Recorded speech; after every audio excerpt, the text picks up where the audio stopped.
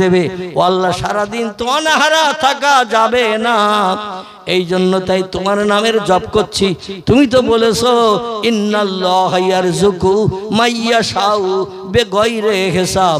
আল্লাহ বলেন রিজেকের মালিক আমি, কোন বান্দারে না খাইয়ে মারি না। যার যেমন খাবারের দরকার দৈনন্দিন বিনা পয়সায় পরিবেশন করি। জোরে বলুন একটু সুবহানাল্লাহ। ওয়াইন মিন শাইইন ইল্লা ইউসাব্বিহু বিহামদিহি। আমার রিজেকের উপরে যদি তুমি নির্ভর করো, কোকিল বলে আল্লাহ 5 পাটি চাল ঘরে নাই, পুকুরে 3 বছরের পোষা মাছ নাই, আল্লাহ ব্যাংকে আমার টাকা জমা নাই, পাড়া সলিমউদ্দিন চাচার কাছে হাত পাতলেও বলবে কিচ্ছু নাই। তাই বলে কি না খেয়ে মারা যাব নাকি? আল্লাহ আমার তো পুকুরে মাছ নাই, 5 পাটি চাল নাই, ব্যাংকে টাকা নাই, ও আল্লাহ অনাহারা হয়ে মারা যাব নাকি? আবার পাখিদের কামড় ঠোকর শুনতে হবে। ও আল্লাহ, তাই ভোরবেলা তোমারে ডাকি, কুহু কুহু রবে আল্লাহু আল্লাহ আল্লাহু আল্লাহ, এই রবে তোমারে ডাকে। তুমি তো কোরআনে সূরা ইয়াসিনের ভিতরে তত্ত্ব দিয়েছো, ওয়াইন মিন শাইইন ইল্লা ইউসাব্বিহু বিহামদিহি। জোরে বলুন একটু আল্লাহু আকবার। আল্লাহ বলছেন আমার নামের জপ জিকির যারা করে, আমার নামের স্মরণ যারা করে, আমি আল্লাহ তাদের না খাইয়ে মারি না। আমার দেওয়া খাবার ছাড়া একদানা বাড়তি তারা খেতে পারে না, একদানা কমও খায় না। যেটা প্রত্যেকটি সৃষ্টির জন্য বরাদ্দ করি সেটাই তার নসিবে জুটে যায়। জোরে বলুন একটু আল্লাহু আকবার। এই জন্য কোকিলেরা দিনের বেলা ঠোকরানি খাওয়ার ভয়তে গাছের পাতার ভিতরে ঝোপের আড়ালে চুপ করে থাকে। আল্লাহ বলছেন ভোরবেলা আমার নামে জপ করছিস, এই ভোরবেলা শান্তির ঘুমের বিছানা লেপ কম্বল ছেড়ে ঠান্ডা পানিতে ওযু করে যারা নামাজে দাঁড়িয়ে যায়, এরা আল্লাহর প্রিয় হয় না অপ্রিয় হয়? এরা আল্লাহর সব থেকে প্রিয় হয়। ফজরের নামাজটা কিন্তু কষ্টের নামাজ, ফজরের নামাজটা অনেক কষ্টের নামাজ। এই নামাজ যারা আদায় করে আল্লাহ তাদের অতি আপন হয়ে যায়। আল্লাহ বলছেন কোকিল রে, আমার নামের জপ করছিস ভোরবেলা, আল্লাহু আল্লাহ বলছিস, তুই যেখানে বসে বসে এই ভোরবেলা আমারে ডাকছিস। গতকাল বিকালবেলা এই গাছের ডালে বসে থেকে সন্ধ্যা হয়ে গেছে, রাত হয়ে গেছে, ভোর হয়েছে। যে ফলটা গতকাল তুই দেখেছিলি কাঁচা, এখন একটু তাকিয়ে দেখ ভোরের আবসা আলো বেরিয়েছে, ওই ফলটা আমি পাকিয়ে দিয়েছি। তুই আল্লাহ আল্লাহ করছিস বলে কাঁচা ফল পাকিয়ে তোর জন্য রেডি করে রেখেছি। জোরে বলুন সুবহান। ওইখানে তাকিয়ে দেখ, ওই পাকা ফলটা খা, কলিজা ঠান্ডা কর, ঝোপের ভিতরে সারাদিন থাক, তোর আর ক্ষুধার যন্ত্রণায় কষ্ট পেতে হবে না। জোরে বলুন সুবহান। মামিনা বলছেন আল্লাহি লা শাক্কা ফিহি, সেই খোদার কসম আল্লাহ পাক রব্বুল আলামিন বড় শান্তির মাস, পবিত্র মাস, ভালো মাস, বসন্ত মাস, যে মাস মানুষের কাছে বড় প্রিয় পছন্দনীয়, সেই মাসে আমার বেটা পয়গম্বর মুহাম্মদ রাসূলুল্লাহকে ধরার পক্ষে পাঠিয়ে দিয়ে আমার কলিজা ঠান্ডা করেছিলেন, দুশ্চিন্তা দূর করেছিলেন, অভাব অনটন দূর করে দিয়েছিলেন। আমার মুহাম্মদের মুস্কি হাসি জন্মের পর একটাবার আমার চামড়ার চোখে যখন দেখতাম, আমার ক্ষুধা পিপাসা বলতে কিছুই আর দেহে থাকতো না। জোরে বলা যাবে কি একটু সুবহানাল্লাহ? নারায়ে তাকবীর। বন্ধুগণ, কম বেশি আপনারা জানেন ইসলামিক ইতিহাস, আলেমুল আমাদের কাছ থেকে শুনেছেন, নিজেও বই পড়ে পড়ে অবগত হয়েছেন। বিশ্ব নবী মুহাম্মদ রাসূলুল্লাহর জন্মটা ছিল মুজিজায় ভরা। মুজিজা শব্দ হলো আরবি ভাষা, বাংলা অর্থ হলো অলৌকিক, তাজ্জব, আশ্চর্যজনিত ঘটনা। মামিনা বলছেন আল্লাহ হে, আমার মুহাম্মদের পেটে আসা থেকে নিয়ে আমার মুজিজা শুরু। পেটে আমার মুহাম্মদ যখন এসেছে সেখান থেকে আমার মুজিজা মুহাম্মদের কারণে শুরু। ঐতিহাসিকেরা ইতিহাসে লিখেছেন আল্লাহর পয়গম্বর মুহাম্মদ রাসূলুল্লাহ রজব মাসের 6 তারিখে বাবা মায়ের সঙ্গে বিবাহ বন্ধনে আবদ্ধ হয়েছিল। তার বাবা মা আমিনা এবং আব্দুল্লাহ দুইজন বিবাহ বন্ধনে আবদ্ধ হয়েছিলেন রজব মাসের 6 তারিখের রাতে। বিয়ের পরে পয়গম্বর মুহাম্মদ রাসূলুল্লাহ জন্মগ্রহণ করেছেন রবিউল আউয়াল মাসের 12 তারিখ। ঐতিহাসিকের ইতিহাসে লিখেছেন হিসাব করলে দেখা যায় পয়গম্বর মায়ের পেটের ভিতরে ছিল 8 মাস 6 দিন। কদিন বললাম? 8 মাস 6 দিন। তবে আমাদের মেয়েদের কথা মোতাবেক রাসূল অপুরুষ্ট ছিল না, আমাদের দেশে অনেক মেয়েরা গর্ভবতী হলে যদি 9 মাস 10 দিনের আগে 2-1 মাস আগে বাচ্চা হয়, বলে অপুষ্ট বাচ্চা হয়েছে, তুলার ভিতরে রাখ। এ বলে না, তুলোর ভিতরে রাখ। আবার একটা হ্যালোজিন লাইট ওর মুখে মাথার উপরে জ্বালিয়ে দে, গরম থাক, যাতে ঠান্ডা লেগে সর্দি লেগে নাক জাম হয়ে না মারা যায়। গরম লাইটও জ্বালিয়ে দেয়া হয় তার দোলনার উপরে। ঠিক বললাম না ভুল বললাম? দুনিয়ায় যত বাচ্চা পৃথিবীতে জন্ম নেয়, অধিকাংশ বাচ্চা মায়ের পেটে থাকে 9 মাস 10 দিন। কদিন? কিন্তু আমাদের মেয়েরা বলে বাচ্চা পেটে থাকে 10 মাস 10 দিন। এ বলে না, বলে না? মুরারি সাহেব বোধহয় বলে না, বলে এখানে বলে না? আমার ভাই বলল না। তাহলে এখানকার মেয়েরা বলে আমি এক্ষুনি যেয়ে শুনবো কিন্তু মেয়েদের কাছে বাচ্চা কদিন থাকে আপনাদের পেটে। ছেলেরা ওটা বলতে পারবে না, কারণ ওদের পেটে তো বাচ্চা থাকে না। বাচ্চা ছেলেদের পেটে থাকে? থাকে না, মেয়েদের পেটে থাকে। এই জন্য ওরা তথ্যটা দিতে পারবে। তাই ওরা তথ্য যেটা দেয়, অধিকাংশ মেয়েরা একমত বাচ্চা পেটে থাকে 10 মাস 10 দিন। ইসলাম শরীয়তের ফতোয়ার কিতাবে লেখা হয়েছে বাচ্চা মায়ের পেটে থাকে 9 মাস 10 দিন। কমার বললাম? বিজ্ঞানীরাও একমত, বিজ্ঞানীরাও একমত। ওরাও বলছে বাচ্চা মায়ের পেটে থাকে 280 দিন। কদিন? 280 দিন। মাস হিসাব করলে দেখা যাবে 9 মাস 10 দিন। মানে কোরআনের সঙ্গে শরীয়তের ফতোয়ার কিতাবের সঙ্গে বিজ্ঞানীরাও একমত। কিন্তু আমাদের মেয়েরা হিসাব রাখে ঠিক, বলার সময় 1 মাস বাড়িয়ে বলে। 10 মাস 10 দিন বাচ্চা মায়ের পেটে থাকতে গেলে 11 মাস পড়লে বাচ্চা হতে হবে। কারণ 10 মাস পেরিয়ে 11 মাস না পড়লে বাচ্চা 10 মাস 10 দিন মায়ের পেটে থাকার সুযোগ পাবে না। ওরা হিসাব রাখে ঠিক।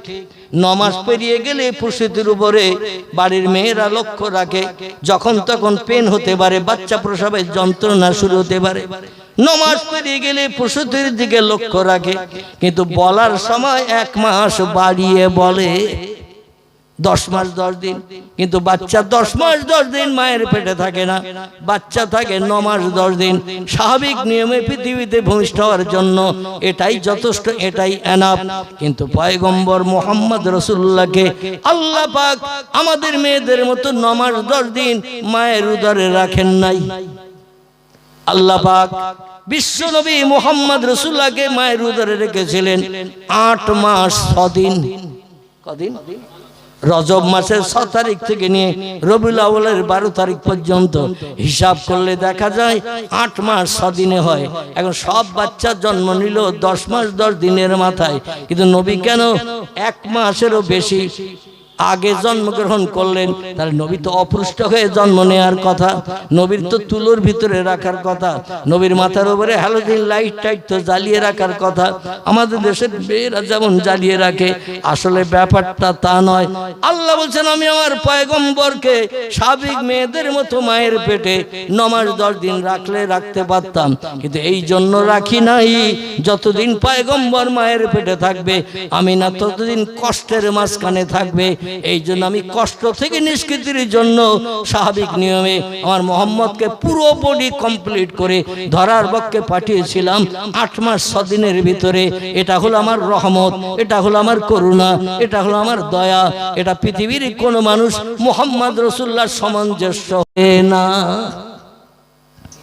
মামিনা বলছেন শুধু তাই নয়, আমার মোহাম্মদ যেদিন আমার পেটে আসলো বিয়ের দিন রাত্রিতে, কোন দিন? আব্দুল্লাহর সঙ্গে যেদিন বিয়ে হয় সেই দিন রাত্রিতে স্বামী স্ত্রী মিলনের কারণে আব্দুল্লাহর কপাল থেকে নূরে মুহাম্মাদের লাইটটা আল্লাহ আমিনার রেহেমের ভিতরে ঢুকিয়ে দিয়েছিলেন। জোরে বলুন একটু সুবহানাল্লাহ।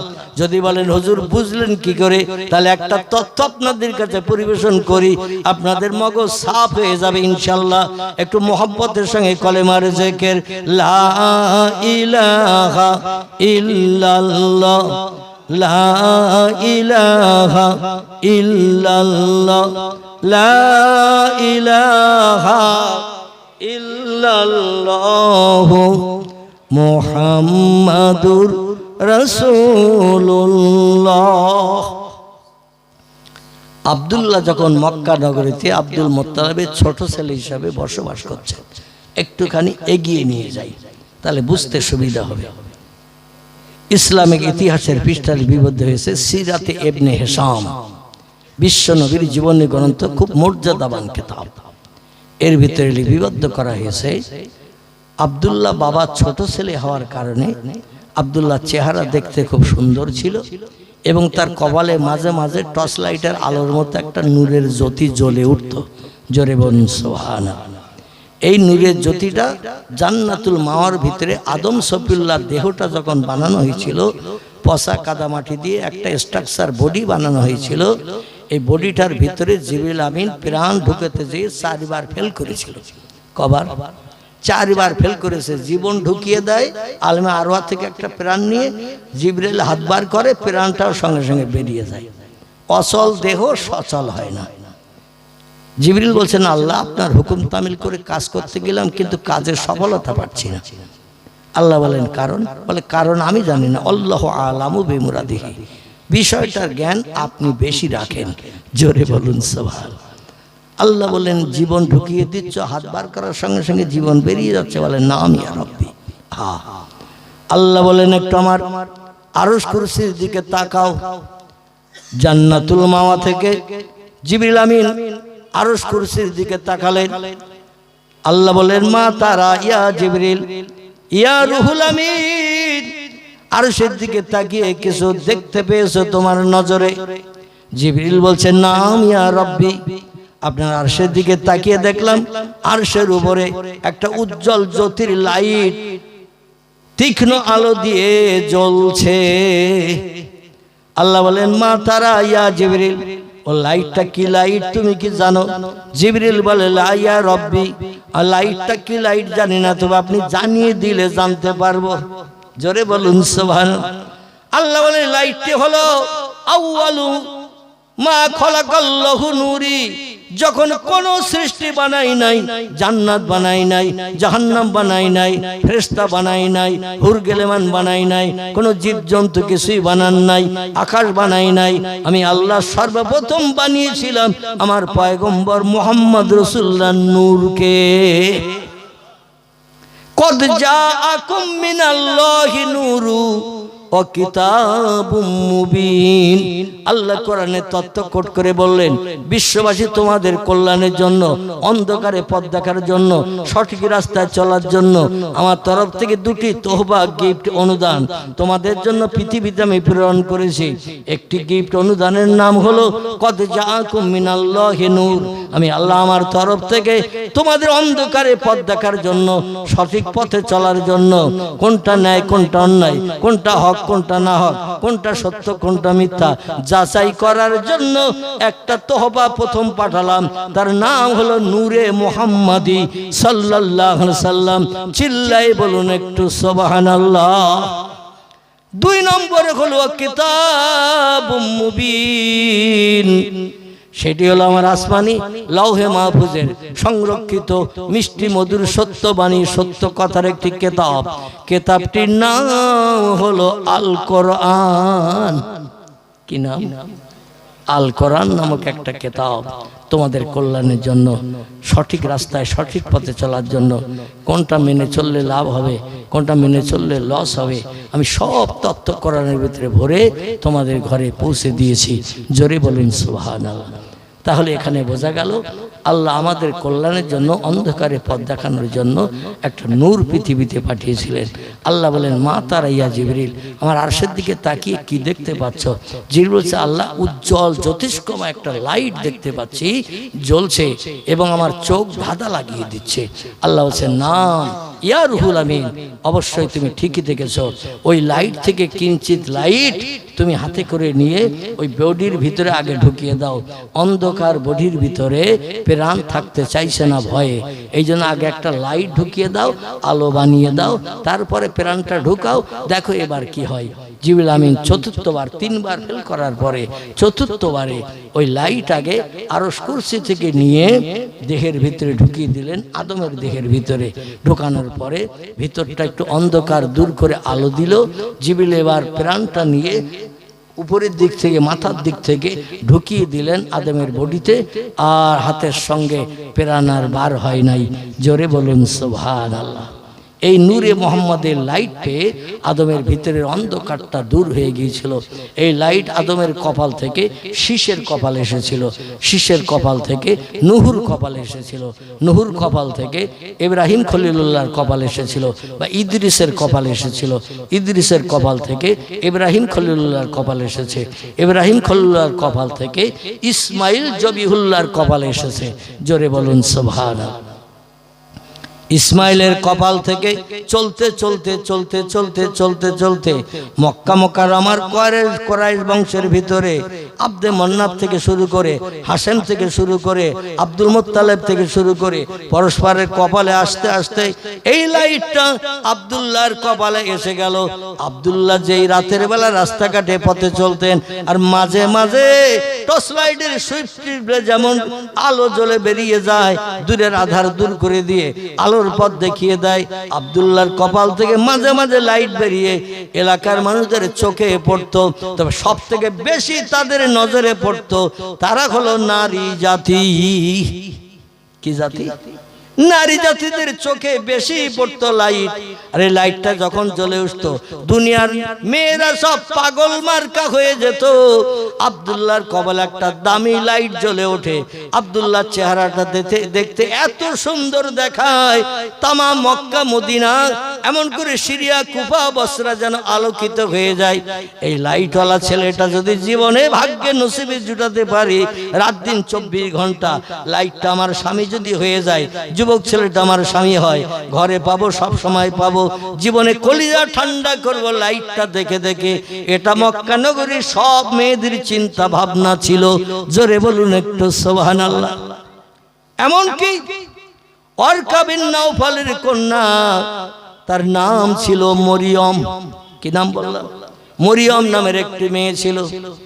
এই মরিয়ম নামের মেয়েটি বাবার একদিন ডেকে বলছেন, পিতা আমি যুবতী হওয়ার কারণে, পাত্রস্থ হওয়ার মতো বয়স হওয়ার কারণে চতুর্দিকে ছেলে দেখছেন, আমারে বিয়ে দিয়ে কন্যা দায় থেকে নিষ্কৃতির ব্যবস্থা নেবেন, কিন্তু অধিকাংশ ছেলে দেখে তার পরিচয় শুনলে মদখোর, জুয়াখোর, সুদখোর, ব্যভিচারী, এমন করে মানুষ মার্ডারকারী, পরের অর্থ আত্মসাৎ করে খায়, গরিব এতিমের হক ফাঁকি দিয়ে খায়, মানুষের প্রাণ নাশ করে বিবি বাচ্চাদের বিধবা এতিম করে দেয়। হাজার যুবক ছেলে খোঁজ করেছেন, সব ছেলেদের চরিত্র খারাপ দেখেছেন। আর আপনি হলেন তৌরিতের পণ্ডিত, জব্বুরের পণ্ডিত, ইনজিলের পণ্ডিত, জ্ঞানী মানুষ আপনি, আসমানি 3 কিতাবের জ্ঞান আপনার মগজে ভরা, আপনি হলেন হাফেজ হাফেজ হাফেজ। আপনার কন্যা আমি আপনার আদর্শের রঙে আমিও আদর্শ তৈরি করেছি। আমার স্বামী মদখোর হোক, জুয়াখোর হোক, সুদখোর হোক, ব্যভিচারী হোক, পরের অর্থ আত্মসাৎকারী হোক, মানুষ মার্ডারকারী হোক, আমার স্বামী আমি এটা পছন্দ করি না। আর আপনি বাবাও পছন্দ করেন না। ও পিতাই জন্য দিনের পরে দিন, মাসের পরে মাস সময় পেরিয়ে যায়, এখনো কোনো পাত্র সঠিক সন্ধান করতে পারেন নাই। আমি কি একটা ছেলের কথা আপনার কাছে বলবো? মরিয়ম নামের মেয়েটি পিতাকে ডেকে বলছেন, আমি কি একটা ছেলের প্রস্তাব আপনার কাছে দেব? পাড়া প্রতিবাসী অধিকাংশ মেয়েদের মুখে শুনি আব্দুল্লাহ কোনোদিন কাউরে গালি দেয়নি, কারো গালে কোনোদিন চড় মারেনি, কটু কথায় কোনোদিন কোনো কুভাষা ব্যবহার করেননি, কারো মালে না বলে হাত দেননি, কোনো গরিবের হক ফাঁকি দিয়ে খায়নি। আব্দুল্লাহ চরিত্রটা হলো সাদা কাপড় মার্কা। নবীর বাবা হবেন যিনি, তার চরিত্রটা কি খারাপ হওয়া উচিত? কথা বলে, তার চরিত্র তো খারাপ হওয়া উচিত নয়।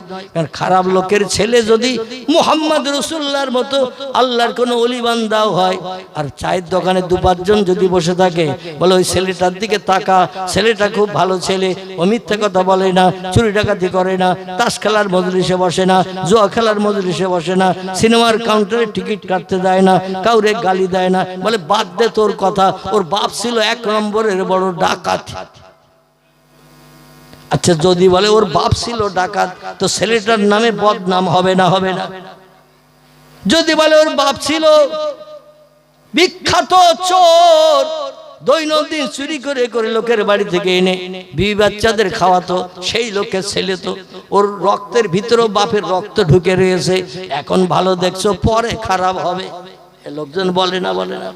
এই জন্য আল্লাহ পাক পৃথিবীতে ভালো মানুষ যাদের বানান তাদের বংশ নসলের দিকে লক্ষ্য করে দেখবেন, দাদা এবং বাবা, আপনজন, আত্মীয় স্বজন, অতীতকাল থেকে তাদের চরিত্র ভালো। জোরে বলুন সুবহান। সব মেয়েরা, এই জন্য আব্দুল্লাহ কখন কোন দিকে কোন রাস্তায় যায় মেয়েরা সবসময় ফলো করত। আব্দুল্লাহর কপালের নূরের জ্যোতি দেখলে আমাদের ক্ষুধা মিটে যাবে, পিপাসা দূর হবে, কলিজার তুষের আগুন নিবারণ হবে, মনে প্রশান্তি পাবো। এই জন্য আব্দুল্লাহ কোন দিকে ঘুরছে দেখ। মেয়েরা পাহাড়ের গলির পাশে পাশে দাঁড়িয়ে থাকতো আব্দুল্লাহকে দেখার জন্য। আর ওরকা বিন নওফলের কন্যা মরিয়ম নামের মেয়েটি বলছেন, আমি কি একটা ছেলের কথা আপনার কাছে বলতে পারি, আপনাকে একটা ছেলের প্রস্তাব দিতে পারি, বা ছেলের পরিচয় আপনারে জানাতে পারি? ওরকা বিন নওফল বলেন, নাম ইয়া বিনতি, ও কন্যা, বহু ছেলে দেখলাম, বংশ পরিচয় শুনতে যে দেখলাম চরিত্র ভালো না খারাপ। খারাপ জামাই পছন্দ করি না, কারণ আসমানি 3 কিতাবের জ্ঞানী পণ্ডিত আমি। আমার মেয়েটা এবং জামাইটা যেন ভালো পাত্রে পাত্রস্থ হয়, জামাইটা যেন ভালো হয়, এই জন্য আমি প্রস্তাব সব প্রত্যাখ্যান করে দিয়েছি। মেয়েটা বলল, আপনি আব্দুল্লাহ নামক একটি ছেলে আছে আব্দুল মোত্তালেবের, ও ভাইদের ভিতরে ছোট। এই আব্দুল মোত্তালেবের আরো কয়েকটি ছেলে আছে, কারবা নাম হারেস, কারবা নাম মোকাবেম, কারবা নাম হামজা, কারবা নাম আব্বাস, কারবা নাম আবু তালেব, কারবা নাম আবুল আহাব, কারবা নাম আব্দুল্লাহ। এদের ভিতরে আব্দুল্লাহ নামের ছেলেটা সব থেকে আদর্শবান যুবক। জোরে বলুন একটু সুবহানাল্লাহ। ওরকা বিন নওফল বলল, মা, আমিও লোকমুখে শুনেছি, পাড়া প্রতিবেশীদের কাছে শুনেছি, পাড়ার মেয়েদেরাও গল্প গুজব করে আব্দুল নামের ছেলেটা খুব ভালো, কিন্তু আমি ওই ছেলেটারে তোমার সঙ্গে বিবাহ বন্ধনে আবদ্ধ করতে পারবো না। মেয়ে বলল, পিতা, কারণ কি, অসুবিধা কি? বলে, ওর বাবারা ব্যবসা করে দূর দেশ থেকে কিছু পয়সায় করে সংসার চালায়, জায়গা জমি নাই, খেজুর বাগান নাই, অর্থবিত্ত টাকা পয়সা নাই, বড় উটের পাল নাই, বড় দুম্বা ছাগলের পাল নাই, বিদেশে ব্যবসা করতে যায়, অল্প কিছু উপার্জন হলে বাড়ি ফিরে এসে সেটা ভাঙিয়ে ভাঙিয়ে খায়। এরকম গরিব দুঃখীদের সঙ্গে আমার কন্যা বিয়ে দেব না, আমি একটু ভালো অবস্থা সম্পন্ন ব্যক্তি দেখতে চাইছি। হযরতে মরিয়ম বললেন, পিতা, আপনি দেখতে চাচ্ছেন অর্থ সম্পদ, আর আমি দেখতে চাচ্ছি সৎ চরিত্রবান ছেলে। জোরে বলুন একটু সুবহানাল্লাহ। ও পিতা, শুধু তাই নয়, যে ছেলেটাকে পাওয়ার জন্য এলাকার সব মেয়েরা পাগলিনী হয়েছে, আমিও তাদের মতো পাগলিনী হয়েছি। তার কারণ হলো, যখন সন্ধ্যার পরে রাস্তাঘাটে চলে, ওর কপালে একটা লাইট মাঝে মাঝে জ্বলে ওঠে আর নিভে যায়, যে লাইটটা দেখলে মানুষের ক্ষুধা পিপাসাও পর্যন্ত নিবৃত্তি হয়ে যায়। আপনি ওই ছেলেটার সঙ্গে আমার বিয়ে দেন। ওরকা বিন নওফল বলল, মেয়ে যখন পছন্দ করছে, ভালো ছেলে যখন খুঁজে পাচ্ছি না, তাহলে দেখি আব্দুল মোত্তালেবের কাছে আমার মেয়ের বিয়ের প্রস্তাব দিয়ে দেখি আব্দুল মোত্তালেব কি বলে, কি রায় দেয়। তো একদিন সরাসরি নিজে এসেছেন, কোনো ঘটক টটক ধরেননি, উকিল টুকিল ধরেননি, সরাসরি নিজে এসেছে। নিজে সে ভালো মন্দ জিজ্ঞাসাবাদ করলেন। ওরকা বিন নওফল বললেন, ভালো আছেন? উনি বললেন, নাম, হ্যাঁ। বলছেন, একটা কথা বলার জন্য আপনার কাছে এসেছে, কারণ আপনি কাবার মুতাল্লি, কাবার দরজার চাবি আপনার হাতে, আপনি দরজা খুলে দেন, মানুষ ভিতরে ঢোকে, আর আপনি তালা লাগিয়ে দিলে কেউ ঢুকতে পারে না। এই জন্য আপনার একটা সম্মান মর্যাদা যেমন আছে, আমারও সম্মান মর্যাদা মক্কা নগরীতে কম নয়। আমি হলাম আসমানি 3 কিতাবের জ্ঞানী পণ্ডিত, তৌরাতের হাফেজ, জব্বুরের হাফেজ, ইনজিলের হাফেজ আছে। এই দেশের মানুষেরা আমার উচ্চ শিক্ষিতের তবকায় বসে আমার সম্মান মর্যাদা দেয়, যেখানে রাস্তাঘাটে দেখে আমার সম্পর্কে ভালো সাধুবাদের কথা বলে, আমার সম্পর্কে ভালো প্রশংসার কথা বলে। আমারও যেমন গুণ আছে আপনারও তেমন গুণ আছে। আপনি কাবার দরজার চাবিওয়ালা, আর আমি আসমানি 3 কিতাবের পণ্ডিত। এই জন্য একটা প্রস্তাব এনেছি। আব্দুল মোত্তালেব বললেন, মা সালাকা ইয়া আখি, কি প্রস্তাব বলেন না? বলে, প্রস্তাব হলো এই, আপনার ছোট ছেলেটার কি বিয়ে হয়েছে? বলে, লা ইয়া আখি, এখনো বিয়ে হয়নি, বিয়ে দেয়নি। বলে ছেলেটাকে কি বিয়ে দেবেন? বলে আমার ছেলেদের কাছে বলেছি একটা ভালো সুন্দরী যুবতী অস্পরা এবং চরিত্রবান মেয়ে দেখো, পছন্দ করো, ছোট ছেলে বিয়ে দেব। কবে মরি কবে বাঁচি, পৃথিবীতে হয়তো খুব বেশি দিন স্রষ্টা রাখবেন না, বয়স হয়ে গেছে, অনেক বয়স আমার হয়ে গেছে, মারা গেলে ছোট ছেলেটার বিয়েটা বাকি রয়ে যাবে, আমি পিতা ওটা পছন্দ করি না। ও ছেলেরা তোমরা দেশ বিদেশে ঘোরো, ব্যবসা বাণিজ্য করো, যেখানে ভালো সুন্দরী যুবতী অস্পরা চরিত্রবান নারী পাবে, বংশ গৌরব ভালো পাবে, সেখানে তোমাদের ছোট ভাইয়ের বিয়ের জন্য কথা বলো। ছেলেরা চতুর্দিকে চেষ্টা চালায়, আর ওয়ারকা বিন নওফল এসেছে নিজেই প্রস্তাব নিয়ে আব্দুল মুত্তালিবের কাছে। আব্দুল মুত্তালিব বললেন, আপনার সম্মান মর্যাদা দেশের মানুষের কাছে যেমন, আমার মর্যাদা তেমন, আমাকে দেশের মানুষেরা সম্মান দেয়, মর্যাদা দেয়, তো আপনার মেয়ে যখন, আমার ছেলে যখন, আর আপনি কম বেশি এলাকার সুনামীয় মানুষ, পবিত্র মানুষ, ভালো মানুষ, এই জন্য আর কোনো উকিলের দরকার নাই, আপনার প্রস্তাব আমি মেনে নিলাম, আপনার মেয়ের সঙ্গে আমার ছেলের বিয়ে হবে, কোনো আপত্তি নাই। উভয়ে আমরা দুইজনে রাজি হয়ে গেলাম।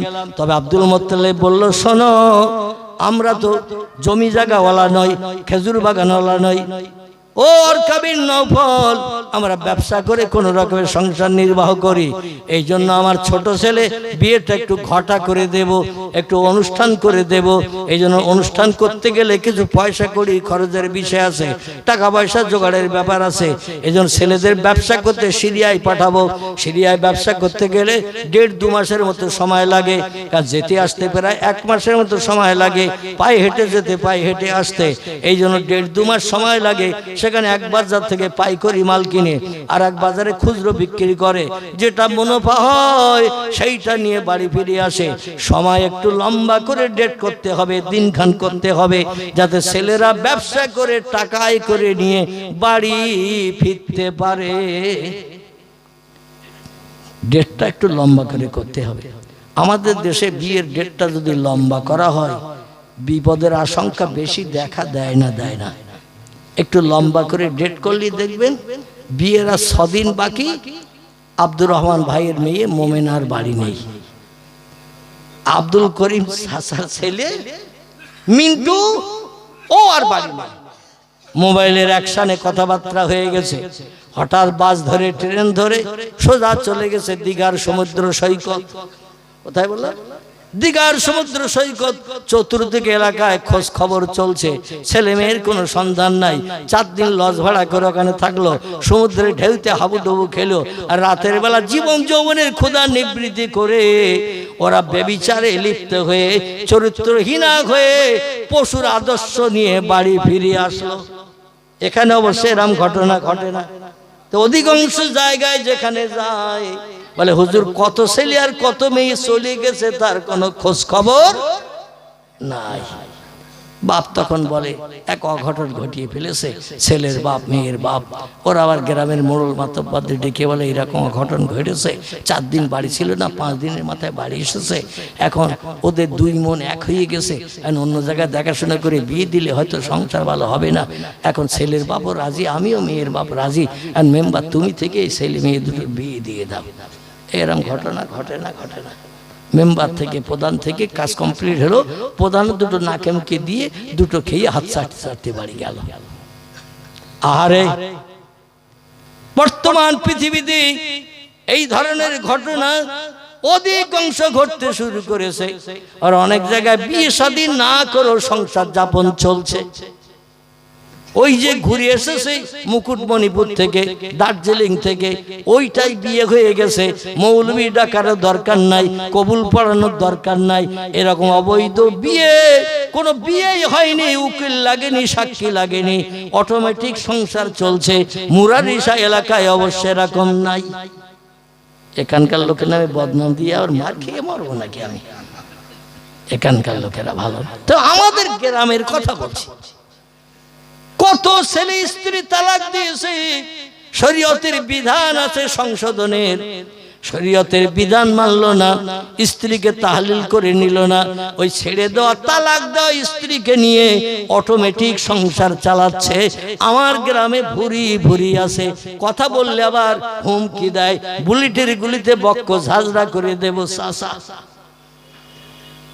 আমি কি করছি না করছি ও তোমার দেখার দরকার নাই, ও তোমার বলার দরকার নাই। তোমার খাই নাকি না তোমার পরি, এরকম অবশ্য এখানে বলে টলে না, আমাদের দিকে হুমকি দেয়। নাউজুবিল্লাহি মিন জালিক। ওরকা বিন নওফাল বলল, আব্দুল মুত্তালিব একটু লম্বা করে ডেট করতে হবে। বলে হ্যাঁ, আমার ছেলেরা 9 জন ছেলে ব্যবসা করতে যাবে, ছোট ছেলেরা ছাড়ি না, কারণ ব্যবসা বাণিজ্য ভালো বোঝে না, আর দুই দেশেরই আবার বিপদে পড়বে নাকি, এই জন্য ওরে আমি কাছে রাখি। তবে ছেলেরা ব্যবসা করে না ফেরা পর্যন্ত বিয়ে হবে না। একটু লম্বা ডেট করা হলো, 1 থেকে 1.5 মাসের উপরে। ছেলেরা বাড়ি আসলেই খবর দেব, আপনি আপনার মেয়ের তোড়জোড় রেডি করবেন, আর ঘটা করে বিয়ে হবে আপনার বাড়িতে। নতুন বৌমাকে ঘরে তুলবো, নতুন বৌমার গয়নাগাটি যা কিছু লাগে যৌতুক আদি, বৌমারে যা চেহারা আল্লাহ দিয়েছে সৌন্দর্য, তার থেকে শতগুণে সৌন্দর্য শ্রীবৃদ্ধি করাবো। আফসান পাউডার, হিমানি, স্নেহ, এমন করে আরো যত কিছু আছে কসমেটিক, এমন করে লিপস্টিক, কপাল পালিশ, চোখ পালিশ সবগুলো দিয়ে দেব। আবার গহনাগাটি দিয়ে সুন্দর করে গলার হার দেব, নাকের নথ দেব, কানের ইয়ারিং দেব, চেহারার সৌন্দর্য 3 গুণ বাড়বে। নতুন বৌমারে ঘরে আনবো, এলাকার মানুষ বলবে খুব সুন্দরী যুবতী মেয়ে পছন্দ করে আমাদের আব্দুল মুত্তালিব চাচার ছেলে আব্দুল্লাহ বিয়ে করে নিয়ে এসেছে। এইভাবে কথাবার্তা পাকাপাকি হলো। আর খবরে শুনলো ওরকা বিন নওফালের কাছ থেকে এই মরিয়ম নামের মেয়েটি বিয়ে হবে। মা কথাবার্তা মেনে নিয়েছে।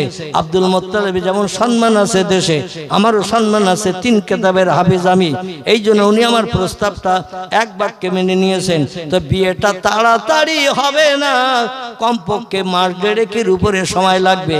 ওনার ছেলেরা ব্যবসা করতে বিদেশে সিরিয়ায় যাবে, এমন করে সেখান থেকে ব্যবসা করে টাকাই করে নিয়ে আসবে। তাহলে ভাইয়ের স্ত্রীকে সুন্দর করে সাজিয়ে নিয়ে বাড়িতে নতুন বৌমারে তুলবে। আমাদের দেশে ছেলে যদি গামছা পরিয়ে যায়, ও জামা কাপড় থেকে শুরু করে সবগুলো নিয়ে নতুন বউ নিয়ে বাড়ি হাজির হয়। ঠিক বললাম না ভুল বললাম? গামছা পরে ছেলে যাবে, বাকি কাজ সব মেয়ের বাপের দায়িত্ব। এদিকে অবশ্য এরকম হয়টা না, কি জ্বালায় পড়েছে মেয়ের বাপ। এক মেয়ে জন্ম দিয়ে রাতের ঘুম হারাম হয়ে গেছে। মেয়ে এবং ছেলে 2 জনের কাপড় চোপড় দিয়ে সাজিয়ে মসজিদের ইমাম সাহেব ডাকিয়ে বিয়ে দিয়ে বাড়ি তুলে দিতে হবে। তারপরে 36 ইঞ্চি কালারিং টিভি 6 মাস পরে দিতে হবে। পালসার মোটরসাইকেল একটা দিতে হবে, তো পায়ে কিক করে স্টার্ট নয়, 100-এর সুইচ টিপলে যেন গ্যাগা করে স্টার্ট হয়। এরপরে খাট দিতে হবে, তোষক দিতে হবে, আলমারি দিতে হবে, ড্রেসিং টেবিল দিতে হবে। ওটার দাবি আমরা আর করব না।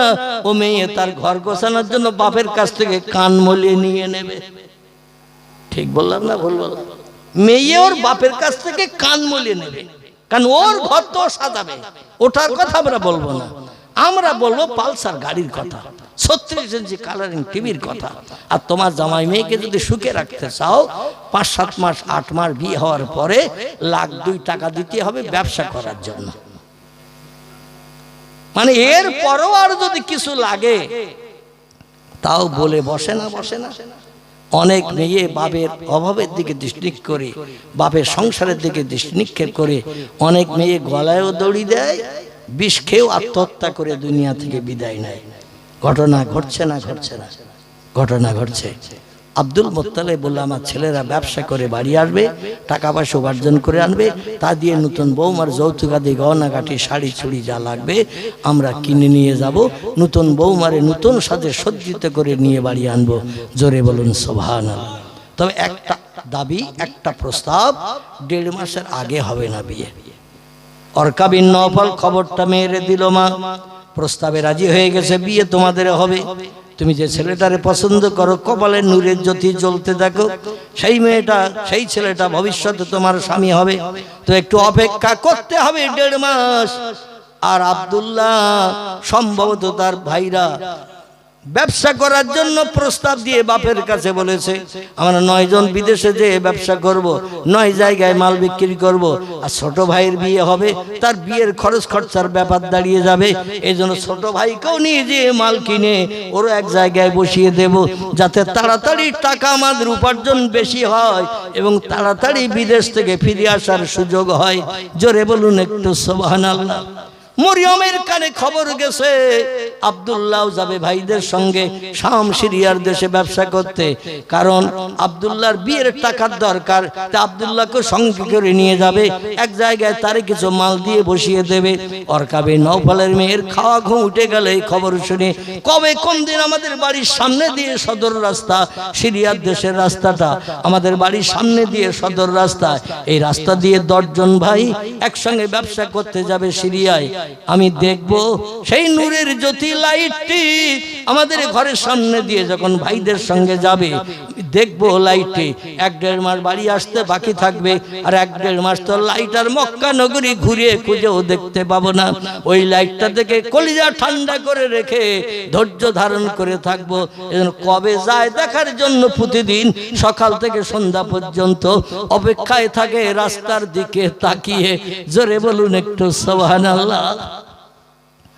হঠাৎ 2-4 দিনের ভিতরে হারেস, মুকাবে, হামজা, আব্বাস, আবু তালেব, আবু লাহাব এরা আব্দুল্লাহর সাথে করে নিয়ে ব্যবসা করতে চলে যাচ্ছে অরকাবী নওফলের বাড়ির সামনে দিয়ে। ব্যবসা করতে যখন চলে যাচ্ছে, আরে মরিয়ম নামের মেয়েটা অরকাবী নওফলের কন্যাটা, এ তখন কি করেছেন জানেন? বাড়ির দরজার পাশে দাঁড়িয়ে দাঁড়িয়ে দীর্ঘ 1-1.5 মাস সময় লাগবে বাড়ি আসতে, নূরের চমকের জ্যোতির লাইটটা একটু কলিজা ভরে দেখে নি, বাড়ি আসার পরে আমার সঙ্গে বিয়ে হবে, উঠতে বসতে ঘরে আশেপাশে চলতে লাইটটা আমি সব সময় দেখতে পাবো, কলিজার তুষের আগুন নিবারণ করতে পারবো। 1-1.5 মাসের জন্য বাস্তব চোখে একটু লাইটটা ভালো করে দেখে নি। দরজার পাশে দাঁড়িয়ে রয়েছেন, খাওয়া ঘুম তার উঠে গেছে, খাওয়ার চিন্তা নাই, ঘুমানোর চিন্তা নাই, পিপাসার পানির চিন্তা নাই। আব্দুল্লাহ নূর দেখলেই সব সমস্যার সমাধান হবে। জোরে বলুন একটু সুবহানাল্লাহ, নারায়ে তাকবীর। বিশ্বনবী ভাইদের ভিতরে মাঝখানের ভিতরে রয়ে চলে যাচ্ছেন বিদেশে। আব্দুল মুত্তালিব বলে দিল, নতুন ছেলে নতুন ব্যবসায়ী, তোমাদের ছোট ভাই জীবনে বাইরে বিদেশে যায়নি, এই প্রথম নিয়ে যাচ্ছ, এজন্য ওরে মাঝখানে করে করে রেখে নিয়ে যাবে যেন কোনো বিপদ আপদ না ঘটে। আর বিয়ের গন্ধ গায়ে লেগে গেছে, জেন ভূত প্রেতের আসরও ধরতে পারে, এজন্য মাঝখানে করে করে রাখবে যেন বাইরের থেকে কোনো বিপদের আশঙ্কা, ওর ছোঁয়াচে রোগ টোক যেন না লাগে। ভাইরা মাঝখানে করে নিয়ে চলতে শুরু করেছেন। অরকাবী নওফলের কন্যা দেখি চিনতে পেরেছেন এই সে আব্দুল মুত্তালিবের ছোট ছেলে আব্দুল্লাহ। এই রাস্তা দিয়ে যখন যাচ্ছে, আল্লাহর কুদরতি মহিমা, 1 মিনিট 2 মিনিট অন্তর অন্তর কপালে লাইটটা জ্বলে জ্বলে উঠছে, আবার নিভে যাচ্ছে। জোরে বলুন সুবহানাল্লাহ। দাঁড়িয়ে দাঁড়িয়ে লাইট দেখলো, দেখার পরে তুষের আগুন মনে নিয়ে যখন চোখের আড়াল হয়ে গেল, আর দেখতে পাচ্ছেন না, পাহাড়ি এলাকার নিচে নেমে গেছে। আস্তে আস্তে মুখ মলিন করে চোখের পানি চোখে মুছে ভিতরে এসে অপেক্ষা করে, রাতের বেলা ঘুমায় না, কবে ফিরবে দুশ্চিন্তার মাঝখানে রয়েছে। 1.5 মাস পরে আল্লাহ নবীর ভাই এমন করে চাচারা হারেস, মুকাবে, হামজা, আব্বাস, আবু তালেব, আবু লাহাব এরা যখন আব্দুল্লাহরে নিয়ে ব্যবসা করতে খুব বেশি দিন লাগে নাই, 1 মাসের ভিতরে মাল কেনে পাইকারি বাজারে, মাল বিক্রি করে খুচরো বাজারে। বিক্রি করার কারণে আব্দুল্লাহ সঙ্গে থাকার কারণে আল্লাহ মুজিজা এত ভরে দিয়েছে, অল্প দিনেই অন্যান্য সময় ব্যবসা করে যা টাকা আনে তার 7 গুণ টাকা বেশি হয়ে গেছে। বিশ্ব নবীর মুজিজা, নূরে মুহাম্মাদের মুজিজা, টাকা এত বেশি হয়ে গেছে। মাল বেচে কম দামে, টাকা যখন অ্যামাউন্ট করে মাল বিক্রি পরে দেখে লাভ 7 ডবল দিচ্ছে কে? আল্লাহ। আমার ভাইরা, ওরা বললো আর বেশি দেরি করার দরকার নাই, চলো সত্তরে বাড়ি যাই, যৌতুক আদি যা কিছু কেনার, কাপড় চোপড় যা কিছু কেনার, স্নো পাউডার হিমানি যা কিছু কসমেটিক কেনার, এই টাকায় হয়ে যাবে, অনুষ্ঠান করে বিয়ে শাদী দেওয়া যাবে, লম্বা দিন থেকে দরকার নাই। ফিরে চলে আসে, ফিরে চলে আসার পথে আব্দুল ওয়াহাব জোহরি বলে ওই সিরিয়া থেকে ফেরার পথে মদিনা টপকিয়ে যখন আসছে, মদিনা একজন সোনার ব্যবসায়ী ছিল, সৎ কারবারওয়ালা, এর নাম ছিল আব্দুল ওয়াহাব জোহরি। সোনার ব্যবসা করত, তবে হালালি উপায়ে ব্যবসা করত। লোকটার আদর্শ চরিত্র মদিনার সকল মানুষের কাছে প্রিয় ছিল। এর একটা যুবতী মেয়ে ছিল বিবাহের যোগ্যা, মেয়েটির নাম হলো আমিনা। কি নাম? মেয়েটির নাম হলো আমিনা। আরবিতে আমিনা শব্দের বাংলা অর্থ হলো সুন্দর মন, সুন্দর চরিত্র, সুন্দর ব্যবহার। এ আমিনার চরিত্রে কোনো কলঙ্ক ছিল না। যিনি হবেন নবীর মা, তার চরিত্র আমাদের মেয়েদের মতো হবে তো নাকি? আমাদের মেয়েদের মতো? আমাদের মেয়েদের মতো হলেই তো পেটের বাচ্চা খারাপ হবে। মা যদি রাতের বেলা সারা রাত ভিডিও দেখে, সিনেমা দেখে, এমন করে বিভিন্ন অনুষ্ঠান দেখে, ছায়াছবি দেখে, ওর পেটের বাচ্চা জন্ম নেওয়ার পরে কথা বলতে শিখলে গান গাবে না কোরআন পড়বে? কথা বলে, গান গাবে না কোরআন পড়বে? আব্দুল কাদের জিলানী রাহমাতুল্লাহ আলাইহি সমস্ত পীরদের স্কন্ধে যার পদযুগল, ইরাকের আমার ভাইরা কীর্তি সন্তান আব্দুল কাদের জিলানী, বাগদাদের গিলান নগরীর অধিবাসী। ইনি যখন মায়ের পেটে থাকতেন, মা দৈনন্দিন 6 পারা করে কোরআন তেলাওয়াত করতেন। কোরআন তেলাওয়াত না করে ঘুমাতেন না। জোরে বলুন একটু সুবহানাল্লাহ। সেই নারীর গর্ভ থেকে আল্লাহ একটা সন্তান দান করেছেন। আল্লাহর নামে নাম রাখা হয়েছে আব্দুল কাদির, মানে কুদরতওয়ালা, শক্তিওয়ালা, পাওয়ারওয়ালা, আল্লাহর গোলাম। আরবি নামের বাংলা অর্থ হলো এটাই, পাওয়ারওয়ালা, শক্তিওয়ালা, আল্লাহর গোলাম। আরবিতে বলা হয় আব্দুল কাদির। আর আমাদের মায়েরা যখন বাচ্চা প্রসব করে, পাড়ার যুবকদের বলে একটা ছেলে দিয়েছে আল্লাহ, কি নাম রাখবো বল? বন্ধু বলে আর আছে নাই, প্রথম বলে প্রথম, তবে নামটা বড় বলিস না, লোকে আবড়াতে পারবে না, এজন্য একটু ছোট করে বলিস। বন্ধু চিন্তা ভাবনা করে বলছে নাম রাখ কি? মিন্টু। এখানে অবশ্য এরম নামের কেউ নেই, আছে মিন্টু। বছর 1.5 পেরিয়ে গেছে, আল্লাহ আবার একটা বাচ্চা দিয়েছে, সেও ছেলে। আবার একটা ছেলে হয়েছে, দৌড়িয়ে শিক্ষিত বন্ধুর কাছে গেছে, আল্লাহ 1.5 বছর পরে আবার একটা বাচ্চা দিয়েছে, সেও আবার ছেলে হয়েছে, মেয়ে হয়নি। এই জন্য এই ছেলেটার নাম কি রাখবো? বলে আগেরটার নাম কি বলে দিয়েছিলাম? বলে মিন্টু বলেছিলে। টয় টয় মিল, টয় টয় মিল। আবার কারবা বাচ্চা হলে ইংরেজি মার্কার নাম রাখে, কারবা নাম রেখেছে নাট। কি নাম? নাট। নাট। বছর 2 পরে আবার একটা বাচ্চা হয়েছে, বন্ধুরে যে বলছে খুব সুন্দর নাম বলেছিস, কারো নাই। বড় ছেলের নাম নাট, আর একটা ছেলে হয়েছে 2 বছর পর, এর নাম কি হবে তাই তোর কাছে দৌড়িয়ে এসেছে। বলে মিষ্টি খেতে দিতে হবে, 10 টাকা রসগোল্লা 7টা। বলে তাই দেব, নাম বল, অন্তত বড় ছেলের নামের সঙ্গে যেন মিল হয়। বলে আগেরটার নাম কি রেখেছিস? বলে তুমি বলে দিয়েছিলে নাট।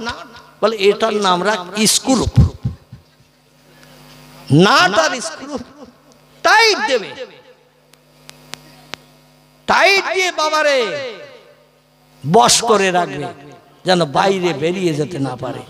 মাঝে মধ্যে ছেলে বাপ মায়ের খেয়ে যখন বড় হয়েছে, ছেলে একদিন ইংরেজিতে বলছে get out of the room. বাপ বলে কত সন্দেশের এখনো শালপাতা রান্নাঘরের পিছনে জলকিতে খুঁজলে পাওয়া যাবে। বাজার কম করে নিছি, তোর জন্য সন্দেশ আনতে ভুলিনি, তোর জন্য লজেন্স আনতে ভুলিনি। তোরে খাইয়ে খাইয়ে বড় করেছিস, ইংলিশ মিডিয়াম স্কুলে পড়িয়ে মাধ্যমিক ফার্স্ট ক্লাস ডিগ্রি অর্জন করেছিস, A+ পেয়েছিস। তবে আমি তোর বাপ মূর্খ, লেখাপড়া জানি না, করপানি আমার পেটে নাই। ইংরেজি বলিস না, একটু বাংলায় বল। ও আবার বলছে get out of the room. বলে আমি বললাম না বাংলায় বল, ইংরেজি বুঝি না। তখন বাংলায় বলছে এই ঘর থেকে বেরিয়ে যাও, এই ঘরে তোমার থাকার জায়গা নাই, এখানকার ছেলের অবশ্য বাপের এরম গলা ধাক্কান টাক্কান দেয় না, বার কর। হ্যাঁ, মুরারি সাহেব ফাস্ট। আল্লাহু আকবার। আহারে আল্লাহ বলছেন ওয়াবুদুল্লাহ ওয়ালা তুশরিকু বিহি শাইয়্যা ওয়াবিল ওয়ালিদাইনি ইহসানা। ও বান্দারা, দুটি দায়িত্ব তোমাদের কাঁধে চাপিয়েছি। একটি দায়িত্ব হলো আমি যে তোমাদের মালিক, আমি যে তোমাদের প্রভু, আমার দুনিয়ায় বাস করবে, আমার নেয়ামত অনুদান খাবে, আমার দেয়া অনুদান, বিবি বাচ্চা নিয়ে সংসার জীবনে সুখভোগ করবে, জীবন যৌবনের ক্ষুধা নিবৃত্তি করবে, আমার দুনিয়ায় ভালো বিল্ডিং বানিয়ে বসবাস করবে। এই জন্য আমার ইবাদত বন্দেগী তোমার একটু করা লাগবে, আমার ইবাদত বন্দেগী তোমাদের করতে হবে। তাহলে আমার দুনিয়ায় বাস করায় তোমার কোনো অসুবিধা হবে না, আমার কোনো গজবে তুমি পতিত হবে না। 2 নম্বর আরেকটি দায়িত্ব তোমাদের কাঁধে চাপিয়েছে, সেটি হলো অবিল ওয়ালিদাইনি ইহসানা।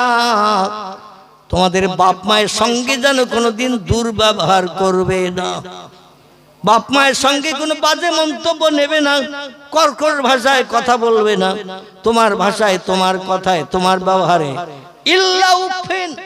আল্লাহ কোরআনে তথ্য কোট করে বলছেন, তোমার বাপ তোমার মা কোনদিন তোমার আচার ব্যবহারে, তোমার কথায়, তোমার মন্তব্যে যদি আহ উহ এরকম একটা শব্দ উচ্চারণ করে, যতবার কাবা শরীফ তওয়াফ করে হজ করে আসো, আরাফাতের মাঠে যতবার নামাজ পড়ে আসো, মদিনার মসজিদে যতবার জিয়ারত করো, তোমার ঠিকানা হবে জাহান্নাম। হুমা নারুকা হুমা জান্নাতুকা। তোমার বাপ মা হলো তোমার জান্নাত, তোমার বাপ মা হলো তোমার জাহান্নাম। বাপ মায়ের সঙ্গে ব্যবহার যদি ভালো রাখতে পারো, বাপ মায়ের দোয়া আল্লাহ বিদ্যুতের মতো কবুল করে তোমার ঠিকানা দেবে জান্নাত। আর বাপ মায়ের সঙ্গে ব্যবহার, আচার ব্যবহার যদি খারাপ করো, তোমার বাপ মা যদি বদদোয়া করে, তোমার ঠিকানা হবে জাহান্নাম। আল্লাহ যেন আমাদের সকলকে, যাদের পিতামাতা হায়াতে বেঁচে আছে, তাদের সঙ্গে সৎ সম্পর্ক, সুসম্পর্ক, ভালো ভালো নরম কথা বলা তৌফিক দান করেন। সকলে বলুন আমিন। প্রিয় নবী মুহাম্মদ রাসূলুল্লাহ ভাইদের সঙ্গে বাড়ি ফিরে আসছেন। হঠাৎ আব্দুল ওয়াহাব জোহরির মেয়ে, যার নাম ছিল আমিনা। আমিনা শব্দের বাংলা অর্থ হলো সুন্দর মন, সুন্দর চরিত্র, সুন্দর ব্যবহার। এই মেয়েটা দরজার পাশে দাঁড়িয়ে মদিনার রাস্তার মানুষদের আনাগোনা যাওয়া আসা দেখছে। হঠাৎ লক্ষ্য করে দেখে একদল ব্যবসায়ীরা সিরিয়ার দিক থেকে মদিনার উপর দিয়ে মক্কার দিকে ফিরে যাচ্ছে। ওই দলের ভিতরে একটা যুবকের কপালে লাইট জ্বলতেছে আর নিভতেছে। জোরে বলুন সুবহানাল্লাহ। আর লাইটটা যখন জ্বলছে, চেহারাটা দেখতে এত সুন্দর দেখাচ্ছে, যুবতী মেয়েরা চেহারা দেখে পাগল পারা হয়ে যায়। আমিনা দৌড়িয়ে ছুটে গেছে ভিতরে, যে বলেন ইয়া আবি, আমাকে আপনি পাত্রস্থ করবেন বলে চতুর্দিকে ছেলে খুঁজে বেড়াচ্ছেন, ভালো ছেলে, সৎ ছেলে, তার সঙ্গে আমাকে বিয়ে দেবেন। আমি পর্দা পুশিদায় অন্দর মহলে থাকি, পাথর দিয়ে দিয়ে প্রাচীর করা, বাইরের কোনো মানুষ ভিতরে দেখতে পায় না, ভিতরের মানুষ বাইরে দেখতে পায় না। তো দরজার মুখে গেলে, প্রাচীরের দরজার মুখে বাইরের লোকজনগুলোকে আমরা দেখতে পাই, তবে তারা দেখতে পাই না। এই জন্য আমরা পর্দা পুশিদার ভিতরে থেকে মানুষের আনাগোনা চলাফেরা দেখি। ও পিতা, আজকের একদল ব্যক্তি সিরিয়ার বাজারের দিক থেকে, বড় বাজারের দিক থেকে ব্যবসা করে মদিনার উপর দিয়ে চলে যাচ্ছেন মক্কা নগরীর দিকে। একদল মানুষ, তাদের ভিতরে একটা যুবক, সুঠাম যুবক, তার কপালে একটা লাইট মাঝে মাঝে জ্বলছে আর মাঝে মাঝে নিভছে। লাইটটা দেখে আমি মনে মনে ধারণা করলাম এই ছেলেটা সাধারণ ছেলে নয়, আরো যারা ছেলে আছে তারা সাধারণ, কোনো সন্দেহ নাই। কিন্তু এই ছেলেটার কপালে লাইট জ্বলছে, এই লাইটওয়ালা ছেলেটা সাধারণ ছেলে নয়। আপনি আমাকে পাত্রস্থ করার জন্য, বিয়ে দেওয়ার জন্য চতুর্দিকে ছেলে খুঁজে বেড়াচ্ছেন। ও পিতা, একটু যেয়ে দেখুন ওই ব্যবসায়ী দলের কাছে ওই যে ছেলেটার কপালে লাইট জ্বলছে, ছেলেটার বিয়ে হয়েছে কিনা। আব্দুল ওয়াহাব জোহরি মেয়ের তথ্য শুনিয়ে দৌড়িয়ে দরজার মুখে এসেছেন। তখন ব্যবসায়ী ওনার দরজার সামনে এসে হাজির। জোরে বলুন সুবহানাল্লাহ। উনি ডেকে বলছেন, মান নামতা মাইসমুকা ইয়াখি, ও ভাইরা তোমরা কারা, পরিচয় কি, তোমাদের বাড়ি কোথায়? ওনারা বলছেন, আমরা হলাম মক্কার কুরাইশ গোত্রের মানুষ, আমাদের পিতার নাম হলো আব্দুল মুত্তালিব, যিনি হলেন কাবা শরীফের মুতাওয়াল্লি। জোরে বলুন সুবহানাল্লাহ। এই যে দলের মানুষ দেখছো, এই মানুষগুলো সব আমরা একই ভাই ভাই আমরা সহজাত ভাই ব্রাদার, আমরা একসঙ্গে ব্যবসা করতে গিয়েছিলাম, ব্যবসা করে টাকা আয় করে নিয়ে চলে যাচ্ছে। তো উনি বললেন একটু কি দাঁড়াবে? বলছে আমরা খুব ব্যস্ত, কারণ আমরা মক্কায় ফিরে গেলে আমাদের ভাইয়ের বিয়ে হবে। জোরে বলুন সুবহানাল্লাহ। সব ভাইয়ের বিয়ে হয়ে গেছে, একটা ভাইয়ের বিয়ে বাকি, সে হলো আমাদের ছোট ভাই। ওই যে যুবক ছেলে, ওই ছেলেটার বিয়ে বাকি। আর বাড়ি গেলে দেখাশোনা দিনখান সব ঠিকঠাক আছে, বাড়ি গেলে বিয়ে হয়ে যাবে। আব্দুল ওয়াহাব জোহরি বলল যেখানে ধাক্কা না চলে সেখানে একটু সুদ চালিয়ে দেই, দেখি এই সুযোগটা আমি হাতাতে পারি কিনা। জোরে বলুন সুবহানাল্লাহ। বলল আমাদের ঘরে একটা সুন্দরী অপরূপা, আচার ব্যবহার চরিত্র খুব ভালো, দেখতে খুব সুন্দরী এবং পরিবেশ খুব ভালো আমাদের পরিবেশ। আপনারা কি মেয়েটাকে দেখবেন? যদি এই মেয়েটাকে দেখে পছন্দ করেন, আমি আপনাদের ওই ছোট ভাইয়ের সঙ্গে আমার কন্যা আমিনা নামনি মেয়েটাকে আমি বিয়ে দিতে চাই। বলল এক কাজ করো। ভাইরা বললো আমরা একটু আলোচনা করি। 10 জন ভাই এক জায়গায় হয়ে মিটিং করছে, বলছে কি করা যায়। ওদিকে তো আব্বা ঠিক করেছে অরকাবি নওফলের মেয়ে মরিয়মকে বিয়ে দেবে, আমরা বাড়ি চলে গেলে। আর এদিকে এই মদিনার খুব আদর্শবান চরিত্রবান সুনামীয় ব্যক্তি, নাম তার আব্দুল ওয়াহাব জোহরি, তার একটা মেয়ে আছে, মেয়েটা এখনো বিয়ে হয়নি, পাত্রস্থ করেনি। মেয়েটা আমাদের দেখার কথা বলছে, যদি পছন্দ হয় তাহলে মেয়েটা হয়তো আমাদের ছোট ভাই আব্দুল্লাহর সঙ্গে বিয়ে দিয়ে দিতে পারে। এখন কি করা যাবে? বলে এক কাজ করো, যাওয়ার সময় খাওয়ার মাছ অন্তত পাওয়া যাবে, মেয়ে দেখতে গেলে তো কেউ নাস্তা পানি হবে। সিরিয়া থেকে আসছি, ক্ষুধাও কম লাগেনি, পিপাসাও কম লাগেনি। মেয়ে পছন্দ হোক বা না হোক, নাস্তা পানি তো কিছু হবে। যে কোনো বাড়িতে মেয়ে দেখতে গেলে, ছেলে দেখতে গেলে কিছু নাস্তা পানি দেয় না? দেয়। কারণ যদি ভালো পরিবেশন না করা হয়, বলবো ওরা কৃপণ বখিল কঞ্জুস, ওরা একটু পানও পর্যন্ত দিল না, একটু চাও দিল না, ওখানে কুটুম্বিতে করে কোনো যশ হবে না। ঠিক না ভুল? এই জন্য পয়সা না থাকলেও একটু বেশি করে আপ্যায়ন করতে হয় মনোরঞ্জন করার জন্য। তো বললেন এক কাজ করো, মেয়ে পছন্দ হোক না হোক, এখনো 450 কিলোমিটার উপরে রাস্তা আমাদের পাড়ি দিয়ে মক্কা নগরীতে যেতে হবে। ক্ষুধা পিপাসা তো কম লাগেনি, আর মরুভূমির রাস্তা, দোকানপাট নাই, ঘর বাড়ি নাই, শুধু বাবলা বাগান আর ফাঁকা মরুভূমি। এই রাস্তা পাড়ি দিয়ে আসছি, চল অন্তত মেয়েটা দেখতে যাই, কিছু নাস্তা পানি হলে আমাদের পেটের ক্ষুধা নিবৃত্তি হবে, পথ চলতে সুবিধা হবে। সবাই আলোচনা করে বলল আপনার মেয়ে আমরা দেখতে চাই, মতামত হলে পরে আলোচনা হবে। উনি বললেন কুমি আখি, একটুখানি দাঁড়াও, আমি মেয়েটাকে একটু বাড়ি যেয়ে খবর দিয়ে সুসজ্জিত করি। মেয়েটাকে তাড়াতাড়ি বাড়ি যেয়ে বাড়ির মেয়েদের বলল আমার মেয়ে আমিনারে সুসজ্জিত করে সুন্দর করে সাজাও। কারণ মানুষেরা দাঁড়িয়ে আছে, মক্কার কোরের গোত্রের লিডার, বিশেষ করে কাবার মোতাল্লিদ ছেলেরা, ওদের ছোট ভাইটার বিয়ে হয়নি, মক্কা নগরীতে নাকি বিয়ের প্রস্তাব সব ঠিকঠাক হয়ে রয়েছে, গেলেই বিয়ে হবে। একটু ধাক্কা না চলে সুদ চালিয়ে দেখি কাজটা আমরা হাতাতে পারি কিনা। এই জন্য ওদিকে ঠিকঠাক করে নিয়ে আমিনাকে এবার বসিয়ে দেবেন ওনাদের সামনে। তো আল্লাহ যদি পছন্দ করেন, বেশি সাজসজ্জার প্রয়োজন আছে নাকি? আল্লাহ যদি পছন্দ করে, মতামত করেন, মমত্ব বত্তিতা দেবা দকারন্তে প্রকৃতিতা বৃষনাং ভক্ষায় তো সদা বেদ শাস্ত্রে চয়স্মিতা। জোরে বলুন একটু মারহাবা। অথর্ববেদের 8 নম্বর শ্লোকে এমন ঋষি ব্যাসদেব লিপিবদ্ধ করেছেন 3500 বছর আগে, যে লোকটির নামের প্রথম অক্ষর হবে ম, শেষ অক্ষর হবে দ, তার প্রিয় খাবার, পছন্দনীয় খাবার হবে গোমাংস। বৃষনাং ভক্ষায় তো সাদা, গরুর গোশত খেতে তিনি বেশি পছন্দ করবেন, ভালোবাসবেন। বেদ শাস্ত্রী চয়স্মিতা, বেদ ধর্মগ্রন্থ অনুযায়ী তিনি হবেন শেষ যুগের মহামানব। জোরে বলুন একটু সুবহানাল্লাহ। সেই মহামানবের নূরের চমক আব্দুল্লাহর কপালে জ্বলছে, দেখেই তো সকলে পাগল পারা। এই জন্য আমিনাকে রেডি করে নিয়ে এনাদের বলা হলো বাড়ির ভিতরে আসুন। তো অপরাহ্ন বিকাল হয়ে গেছে, একটু বারে সন্ধ্যার ঘনঘটা নেমে আসবে। এই জন্য প্রাচীর দিয়ে আমার বাড়ির এরিয়াটা ঘেরা, উঠানের মাঝখানে বসার জায়গা করে দিলাম, এইখানে বসুন। চেহারা পাত্র দেখতে যাতে সুবিধা হয়, অন্ধকার পরিষ্কার আবার কালো হয়ে যায়, আধারে পরিষ্কার চেহারা, কালো মাঝে মাঝে মানুষের চোখে দেখায়, বাড়ির সদরে উঠানে বসুন। ওইখানে সবাইকে বসতে দিয়ে আমিনারে এনে বসিয়েছেন। আমিনারে জিজ্ঞাসা করছেন, মা ইসমুকে, তোমার নাম কি? বলে ইসমি আমিনা। বা মা ইসমু আবুকে, তোমার বাপের নামটা কি বলো? বলে ইসমি আব্দুল ওয়াহাব জোহরি, নাম বলেছেন। এমন করে জিজ্ঞাসাবাদ করলেন, ও আমিনা,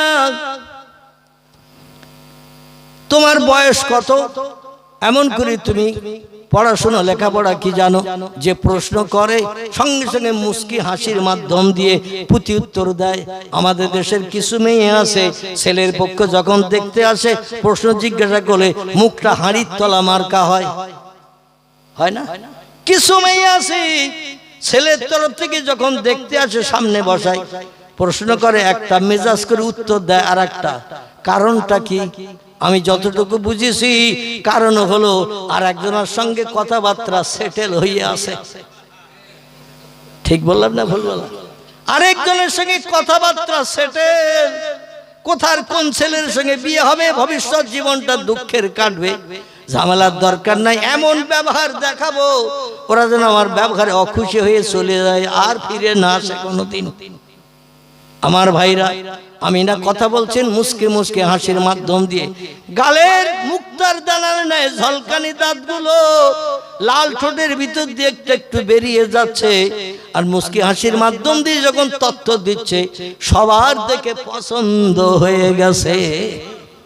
আব্দুল ওয়াহাব জোহরি বললেন, মা তারা ইয়াখি ইয়া ইহাল কুরাইশ, এ মক্কার কুরাইশবাসীরা, কুরাইশ ভাইয়েরা, কি দেখলে তোমরা? ওরা বলছে, নাম ইয়াখি, ভাই দেখেছি ভালো। বলে তাহলে এখন মতামত কি বলো? বলে আমাদের একটু মিটিং করতে দাও। কি করতে দাও? দেখবেন কোন জায়গায় ছেলে মেয়ে দেখাশোনা হলে, এইবার দেখাশোনার পরে ওরা 5-7 জন 8 জন উঠে একটু 2-4 রশি দূরে রাস্তার দিকে ফাঁকা জায়গায় এগিয়ে যায়। এখানে অবশ্য যায় না, ফাঁকা জায়গার দিকে এগিয়ে যায়। আসে না সামনে হাবাসপুরের দিকে যেতে মাঝখানে ফাঁকা জায়গা, ফাঁকা জায়গার দিকে এগিয়ে যায়। যে বলে, তুই কিরাম দেখলি? বলে আমি দেখেছি ভালো, কিন্তু ওর পার আঙুল ফাঁকা ফাঁকা। আরেকজন বলছে, তুই কিরাম দেখলি? বলে ওর একটা চোখ যেন দেখছি টেরা মার্কা। বলে এই তুই কিরাম দেখলি? বলে ওর দাঁত দেখেছিস? দাঁত ভালো সাজানো নাই, ফাঁকা ফাঁকা মতো দাঁত। আরেকজনে বলে, তুই কেমন দেখেছিস? বলে দেখেছি ও যেন একেবারে পাটকাঠি মার্কা। আমার ভাইরা, 4 জন 4 রকম মন্তব্য করলো। আর 6 জন যারা ছিল তাদের কাছে জিজ্ঞাসাবাদ করছে, হারেস, মুকাবিম, হামজা, আব্বাস, আবু তালেব, এদের কাছে জিজ্ঞাসাবাদ করা হচ্ছে, তোমাদের মতামত কি? বলে এমন মেয়ে পৃথিবীতে আর পাওয়া যাবে না, এ মেয়ে হাতছাড়া করা যাবে না। এখন অপছন্দের দলে যদি লোক সংখ্যা বেশি হয়, ও বিয়ে হবে। কথা বলে, অপছন্দের তালিকায় যদি লোক সংখ্যা বেশি হয়, বলবে যখন 7 জন আর পছন্দ হয়নি, 3 জন আর পছন্দ। বাড়ি যে আপনজনের কাছে আলোচনা করলে তারাও মত দেবে না, 7 জন আর অপছন্দ, 3 জন আর পছন্দ হবে না।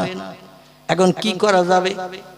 10 টাকা দামের রসগোল্লা দিয়েছে তো 6টা করে, লেডি গেনি দিয়েছে 4টে করে, পান্তুয়া দিয়েছে, এমন করে সানার সন্দেশ দিয়েছে, এমন করে টাটকা দই দিয়েছে, থামস আপ দিয়েছে, স্প্রাইট দিয়েছে, আবার উইলস ফিল্টার সিগারেট দিয়েছে 3 প্যাকেট, যে যা পেরিয়েছে খেয়েছে, আবার শেষবেলা চার বদলে কফিও দিয়েছে। এখন পছন্দ হয়নি কি করে বলা যায়? মান সম্মানের ব্যাপার। বলে আমাদের সবার পছন্দ, ফাঁকা মাঠের থেকে আলোচনা করে এসেছে। বলে যা বলতে হয় তুই বলিস চাচা। বলে ঠিক আছে চল। এসে বলছে আমাদের সকলের পছন্দ, কোন আপত্তি কেউ করে নাই, তবে ওই ছেলের মামা আসেনি। কে আসেনি? ছেলের মামা আসেনি। বলে খালু এসেছে, চাচা এসেছে, দাদা এসেছে, পাড়ার মোড়ল এসেছে, ছেলের মামার আসার কথা ছিল, হঠাৎ বিপদ হয়েছে, আসতে পারেনি। কারণ আমাদের সবার পছন্দ ওর মামা একদিন মাঝখানে 2-4 দিনের ভিতরে আসবে, দেখিয়ে চলে যাবে, বিয়ের দিন খান হবে। আচ্ছা এই বলে যদি ওরা চলে যায়, ও বিয়ে আর হবে? কথা বলে ও বিয়ার হবে, মানে মান সম্মান ইজ্জত রক্ষার তাগিদে পড়ে এই রকম ঘটনা ঘটিয়ে অনেকে চলে যায়। আমার ভাইরা, দেখতে দেখতে রাত অনেক হয়ে গেছে। আল্লাহ আবার সময় সুযোগ দিলে যেখানে ছাড়লাম এইখান থেকে সামনের দিকে আবার এগিয়ে যাওয়ার চেষ্টা করব। সকলে বিসমিল্লাহর সঙ্গে সূরা ফাতিহা একবার, সূরা ইখলাস কুল আল্লাহু শরীফ তিনবার, কয়েকবার একটু দরুদ শরীফ পড়ে নেন। সকলে পড়ুন। বিসমিল্লাহির রহমানির রহিম। আলহামদুলিল্লাহি রাব্বিল আলামিন আর রহমানির রহিম মালিকি ইয়াউমিদ্দিন ইয়্যাকা না'বুদু ওয়া ইয়্যাকা নাস্তাঈন ইহদিনাস সিরাতাল মুস্তাকিম সিরাতাল লাযিনা আন'আমতা আলাইহিম গায়রিল মাগদুবি আলাইহিম ওয়ালাদ দাল্লিন। বিসমিল্লাহির রহমানির রহিম। সালাম লিদাম বিসমিল্লাহির রহমানির রহিম। সালাম লিদাম বিসমিল্লাহ কুল হুদাল সালাম আল্লাহুম্মা সাল্লি আলা সাইয়্যিদিনা। বেশি খেলে বদহজম হওয়ার উপলক্ষণ আছে, কম খেলে পেট খারাপ করবে না। এই জন্য আগামীতে আল্লাহ আবার চারি চক্ষের মিলন ঘটালে ইনশাল্লাহ আবার কিছু আলোকপাত করা যাবে। দেখতে দেখতে রাত